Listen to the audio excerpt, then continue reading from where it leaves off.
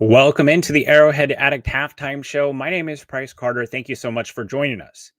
Your Kansas City Chiefs are absolutely dominating with a capital D, the Las Vegas Raiders. It is 21-0 at the half at Arrowhead Stadium. It feels like football outside. The weather is immaculate here in Kansas City, and the Chiefs are throttling the Raiders. What more could you really ask for? And frankly, what more could you really ask for from this half of football? I mean, just right off the top. First off, something special is happening whenever you hear them say something that has never happened in the Patrick Mahomes era. 3 consecutive touchdown drives of 80 yards or more. The Chiefs marched down the field, 9 plays, 92 yards, a touchdown. 17 plays, 84 yards, a touchdown. And then to cap off the end of the half, 16 plays, 94 yards, and a touchdown. And everybody's got to eat. And that was the rallying cry of the return of Rashee Rice. And so far, that has proven very, very accurate.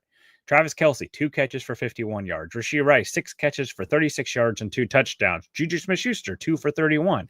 Brashard Smith, 4 for 29. Noah Gray, 1 for 28. Xavier Worthy, 2 for 23. Hollywood Brown, 1 for 8 and a touchdown. Oh, and by the way, that's 206 yards passing and 3 touchdowns from Patrick Mahomes in the first half. And if that wasn't enough, he leads the team in rushing with 4 carries for 28 yards. The only thing you could say that you wish happened in the first half that didn't have is that Trey Smith did not leave with a lower back injury. And backs aren't fun. It's never cool. But Trey, take the day, buddy. You do not need to come back in. The Chiefs are well in control of this game. Keep in mind all those offensive stats the Chiefs are doing essentially without 2 out of their starting 5 linemen that they started the season with, without Josh Simmons and Trey Smith for at least a quarter. Super chat here from Logan Leroy. Thank you, Logan. Mahomes and Andy are making a point of targeting Rashee as much as possible. I think Tony Romo did a nice job of highlighting the fact that they wanted to get Rice going early, just get the ball in his hands. That's the thing that is really nice about Rashee Rice, is that it's easy to get the ball in his hands because of his yak ability and the screen game. And this is the first multi-touchdown game for Rashee Rice, by the way, too. And just seeing that back shoulder fade there at the end of the half, that's the chemistry that those two guys have. Mahomes throwing that no-look pass to him. Those guys are picking up right where they left off at in St. Joseph. And it's very clear not only what Rashee Rice does for this offense, but what Rashee Rice does for everyone else on the offense. I'm not sure I've seen Travis Kelce that open since 2022 that he was on that first big chunk yardage that he got. This offense does not ask anyone to be a superhero. And it's great to see just how variable they are. I mean, Brashard Smith, look at what he looks like in this game. Obviously, he's not blowing up the stat sheet, but if he's like your 7th, 8th option to catch a pass, that's a good spot to be. So we'll kind of get into the stats a little bit more, but this is the type of game, second half, the Chiefs get the ball. The Chiefs get the ball after half. Jesus. I mean, it's 28-0. Name your score. That's what it feels like here. Time to stat pad a little bit. Let's get that Mahomes MVP train going up and going. Make sure everybody gets their stats, and let's see a little bit of the mustache here in the fourth half. Let's see some Gardner Minshew get in here. Maybe he can stick it to his former team, the Raiders. On the Raiders side, 6 for 8 for 31 yards for Geno Smith. Hey, he didn't throw an interception. I will say, I try to be objective. Mahomes definitely got lucky there at the end of the half. There was 2 passes that could have been intercepted. They weren't. 3 if you count that tip pass up in the air. They weren't. Hey, sometimes you're just living right. Okay? Look, maybe the Raiders come down with one of those. I've seen enough from this game. The Chiefs are winning this game, and they're winning it handling. Whether Patrick Mahomes throws an interception there or not, they can do nothing. Ashton Jeanty, number 6 or 7 overall pick, 4 receptions for 19 or 4 carries for 19 yards with a long of 8. Congrats to the Raiders on that. Great selection. Michael Mayer, happy Halloween. 1 reception for 10 yards. Trey Tucker, 2 for 10. Jack Besh, 1 for 6. I thought Tony Romo did a great job of highlighting the fact that he said something along the lines of boy, they really need to get going here. And then Geno Smith instantly drops the ball on the ground. that was pretty much perfectly encapsulates what the Raiders have been and how today has gone for them so far. The Las Vegas Raiders have 14 plays. They look like a terrible team. Like there's sometimes, and like I think the Patriots are kind of in a little bit of a shootout here with the Titans who just fired their coach. Sometimes bad teams are young teams that have young guys who are fighting for roster spots. They don't know what they don't know. I think about the Panthers game last year that the Panthers took the Chiefs down to the wire last year. And there's bad teams like this. They're undisciplined. They're making mistakes. Like it just seems like anytime they do something, they can't stop from stepping on themselves and screwing up something, whether it be penalties or they finally stopped the Chiefs in the red zone. Oh, penalty. And by the way, like let's not even start that narrative. A lot of these penalties are very obvious and very clear. Like, you know what guys who aren't athletic and aren't good in coverage do? They hold. And that's what they're doing, right? Like that's pretty much proven what is happening here. So really, really great start here. Just the Chiefs are just dominant. The one thing that you could say is like the running game hasn't been there as much as possible. It's hard to complain about that when you're passing the ball the way that they are. So earlier in the second half, the Chiefs just got to do their best to prevent any sort of getting complacent, right? Like come out here, score, set the tone here at the second half. And defensively, the Chiefs are they're shutting down the run of the Raiders game, and the Raiders have done their own work to kind of sabotage themselves here. Like they've had some drop passes, they've had penalties. The Chiefs defense is pitching a shutout so far. As much as I would love to see the Chiefs, put up 45 in this game, I would love to see the Chiefs hang a shutout. Those are pretty rare in the NFL nowadays. So it'd be really cool if we saw that. Nice to see George Karlaftis, Chris Jones wreaking havoc in the backfield. I thought both of them had a good first half. Nice pass breakup by Jalen Watson there on the first possession too.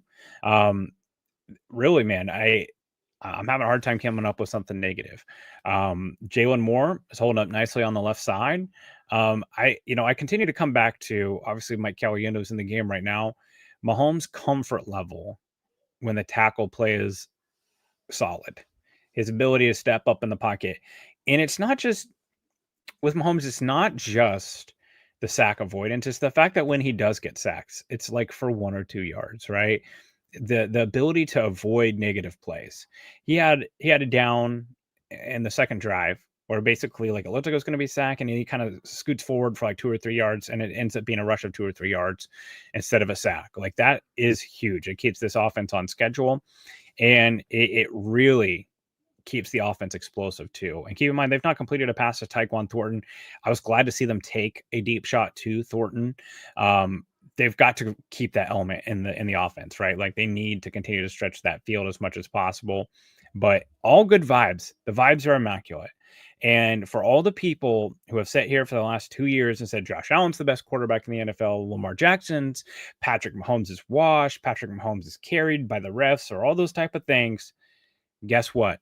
It turns out he didn't have his top 2 pass catchers, or 2 of his 3 top pass catchers. Travis Kelce was struggling a little bit last year. He did not have a left tackle. He has a left tackle now. He has 3 very good pass catchers, and they also have a better version of Travis Kelce. And now this offense looks nuclear. It looks like the best offense in the NFL. And, I'm not going to call out people or whatever, but there are a lot of people in town are saying that Andy had lost his fastball, or that the Chiefs need to fire the offensive coordinator, Matt Nagy. That was always pointless and stupid, because guess what? Matt Nagy, this isn't his offense. It's Andy Reid's offense.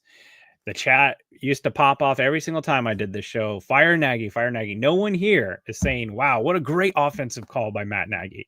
The point isn't that Matt Nagy's fantastic or some offensive wizard. The point is, it's Andy Reid's offense. It was when it sucked, and it is when it's cruising, right? And we've already heard Matt Nagy's name leaked for the Titans. I would love to see what he looks like with Cam Ward. Cam Ward had a nice deep touchdown pass in the first half of that game against the Titans. This is Andy Reid's offense. It's made in his image. It's always been Andy Reid. It will always be Andy Reid. It wasn't Eric Bieniemy. It was Andy Reid. And I think you're seeing a good look at that. So more than anything, Chiefs offense is rolling. Chiefs defense is somehow having a better half than the Chiefs offense here, but you can't ask for much more. So Chiefs offense, they need to come out here and score in the second half. I guess question you might ask yourself going into the second half here of like, can they get someone else going here? We've seen them feed Rashee Rice. We've seen them feed Travis Kelce. Do we see a little bit more Xavier Worthy? We've only got one catch for Hollywood Brown. I mean, everybody does have to eat. 2 receptions for 23 yards for Xavier Worthy. Let's see a deep shot. I think I'd like to see that for sure.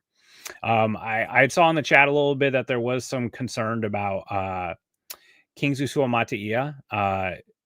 Wanya Morris was not Wanya Morris, excuse me.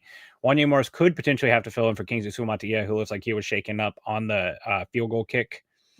Or the extra point. That's severe, right? Like if you're going to be down 2 to 3 starting offensive linemen, I don't worry about this game because of where it's at right now, but that's a big problem.